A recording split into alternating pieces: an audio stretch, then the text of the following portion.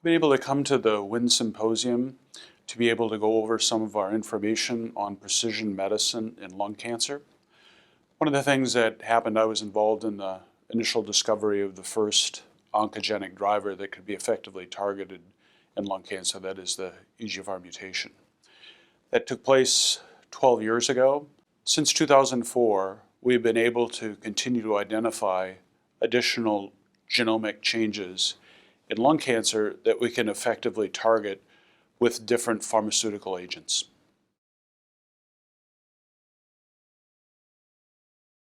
In 2004, when it was discovered, it was part of discovery laboratories. That is, people were doing sequencing in specific laboratories and then making the association between dramatic responses to inhibitors of the epidermal growth factor receptor, tyrosine kinase inhibitors, and at that time it was including gefitinib and erlotinib. Subsequently, it became a diagnostic test that became available in commercial laboratories around the world. And then after 5 years, prospective clinical trials demonstrated that patients could have a dramatic prolongation in the time it took for their tumors to grow, that is progression-free survival, where in 6 different trials around the world, when inhibitors of the epidermal growth factor receptor were given as oral pills, they were able to double the length of time that the medications worked compared to conventional chemotherapy. And not only did it work better in terms of how long it took for the tumor to grow, but also the side effects are dramatically reduced, where patients could be taking these medications for many, many months and sometimes even up to years and tolerate the agents relatively well. One of the things that we're going to be talking about this symposium, both by myself as well as some of my colleagues, is the ongoing perfection and modification of existing agents directed against different targets. For instance, the Bill Sellers from Novartis talked about improving the pharmacologic properties of the agents directed against ABL, the translocated gene in chronic myelogenous leukemia. And one of the things we've seen in lung cancer with the ALK rearrangements is the development of more potent and more specific inhibitors. The first agent that was effective for the ALK rearranged tumors that we find in lung cancer was a drug called crizotinib. That's an agent that's effective against the ALK rearranged tumors, and it's also effective against a number of other different targets in lung cancer and other tumors. Therefore, it has a broad array of anti-tumor activity, but it's not as specific or as potent as some of the other newer medications. Crizotinib caused responses in the majority of patients with lung cancer that had ALK rearranged tumors. However, the duration of time that it worked in patients who had not received an ALK inhibitor was about 10 months.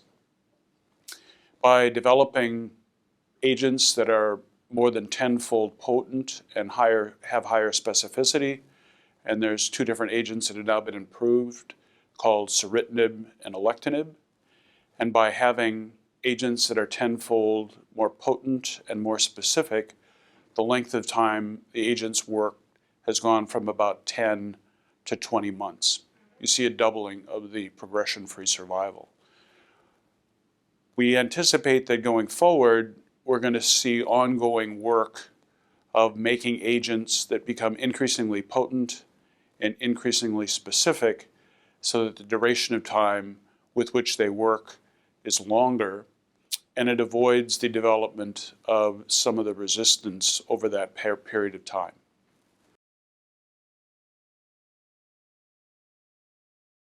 One of the things that we agree with here at the WIN Symposium of involving the patient advocates is the importance of them informing us about how well the therapies are involved, and secondly, what they perceive is how they can participate in the research. One of our patient advocates was a person who had lung cancer, and he had the ALK rearrangement that I just mentioned about those drugs. And one of the things that's happened, and I'm a person that sees and treats people with lung cancer, is the willingness of our patients to participate in the trials.